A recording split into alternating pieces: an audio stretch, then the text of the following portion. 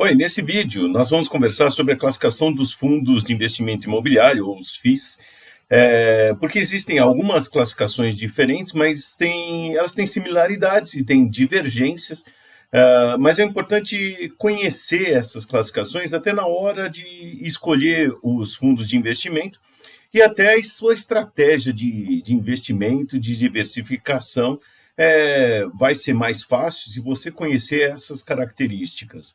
Então, a primeira classificação é uma classificação, vamos dizer assim, mais geral do mercado, ela não está, vamos dizer, documentada ou padronizada de uma maneira geral, mas no mercado como um todo, os FIIs são classificados como de papel, de tijolo ou híbrido papel e tijolo.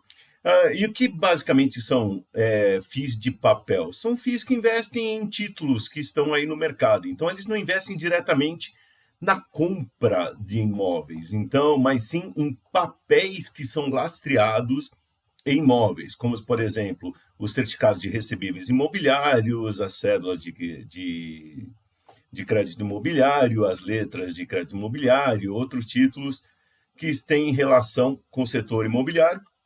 Também a gente pode colocar aí os fundos de fundos, ou seja, são fundos de investimento que compram cotas de fundos de investimento imobiliário. Então, dentro da carteira desse fundo de fundos, o que vocês vão encontrar são uma série de cotas de outros fundos de investimento imobiliário. E o híbrido, que tem vários tipos, tem fundo de fundos, outros fundos, tem CRIs e assim por diante. Aí temos os fundos de tijolo, que aí realmente, no fundo de tijolo, realmente se investe no imóvel, e aí a gente pode separar primeiramente entre os fundos de desenvolvimento e o que tem imóveis prontos.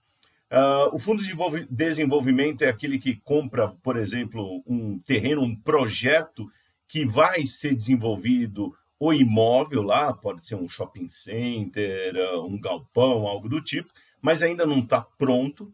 E tem o fundo que já coloca o dinheiro, investe em imóveis prontos. Então, já estão ali imóveis prontos que já estão normalmente gerando alguma renda para os seus investidores, tá ok? Muitos deles são divididos por setores ou são especializados em setores, como, por exemplo, que investem em agência bancária, imóveis alugados para escola, lajes corporativas, galpões, hotéis e assim por diante. Aí também você tem o híbrido. Então, aliás, o híbrido aparece em várias alternativas de fundos, onde aí ele mistura, por exemplo, imóvel em desenvolvimento com imóvel pronto, ou mistura setores. Uma outra coisa importante olhar nessa classificação geral é o foco, se é de aluguel, ou seja, imóveis para aluguel ou venda, e aí também tem o híbrido. Então, tem fundos que compram ou investem em imóveis alugados, e tem fundos que compram e vendem imóveis. Então, tem as duas coisas, e essa classificação inicial é importante para você entender aonde você vai investir e a rentabilidade de cada um deles. Temos também a classificação da Ambima, e ela separou, primeiramente, por mandato, então, a gente pode ver aqui. Então, imóveis para fundos para desenvolvimento para renda, ou seja, para aluguel, fundos para desenvolvimento para venda, então ele compra e vende imóveis, fundo que já investe em renda, então são imóveis prontos, tá certo? Que já geram renda, é diferente do desenvolvimento para renda, ou seja, que no desenvolvimento, lembrem, você vai comprar aquele terreno, aquele imóvel que está em construção para depois alugá-lo. Então, tem um risco maior no desenvolvimento para renda do que o de imóvel para renda, que já está pronto. Também tem o mandato títulos e valores imobiliários, que são os fundos de papel, digamos assim, e os híbridos, que mistura alguns desses mandatos objetivos.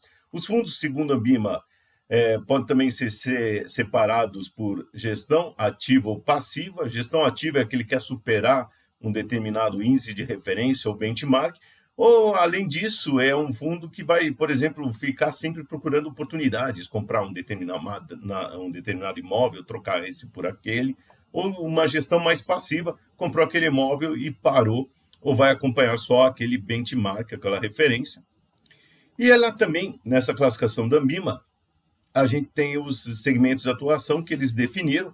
Então, por exemplo, agências educacional, híbrido, hospital e assim por diante, que a gente comentou naquela outra classificação mais, vamos dizer, informal do mercado.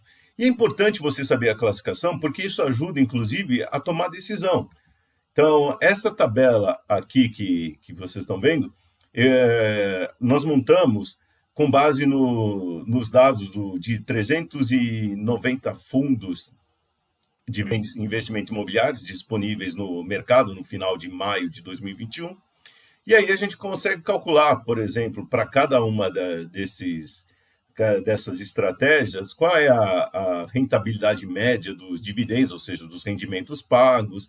Aí a gente pode ver, por exemplo, nessa tabela, que os fundos voltados para o hospital tiveram melhor remuneração de distribuição de dividendos, ou dividend yield, aproximadamente 9% no ano. E também olhar o desempenho, a rentabilidade de curto, médio e longo prazo. Então, por exemplo, o retorno de 12, 36 e 60 meses. E aí, por exemplo, em 60 meses, os fundos de logística tiveram melhor desempenho, 119% no acumulado no período. Já no médio prazo, os fundos de hospital foram os melhores, com 50%. E assim por diante. Então, aí a gente pode, inclusive, detectar estratégias que funcionam melhor, outras não. Por exemplo, os fundos de investimento imobiliário voltados para o setor residencial tiveram um desempenho ruim, rentabilidade negativa, no curto, médio e no longo prazo. E o dividend yield, a rentabilidade de dividendo deles, foi a terceira pior entre os vários categorias. Então, por isso é importante conhecer as classificações e esses estudos, porque aí a gente vai poder tomar decisões melhores e saber escolher melhor, olha, para onde a gente vai direcionar os nossos recursos. Sempre comparando com algum benchmark, alguma referência. Aqui no caso, eu coloquei o IFIX para a gente poder fazer essa análise. Tá ok? Então, sempre assim, fique de olho na classificação, entenda como ela é separada. Então, a gente tem o tipo de gestão, ativo passiva, tijolo, papel, qual o segmento de atuação. Então, essas são coisas, vamos dizer, comuns a todos, que a gente pode usar para tomar decisões melhores na hora de investir. Tá bom?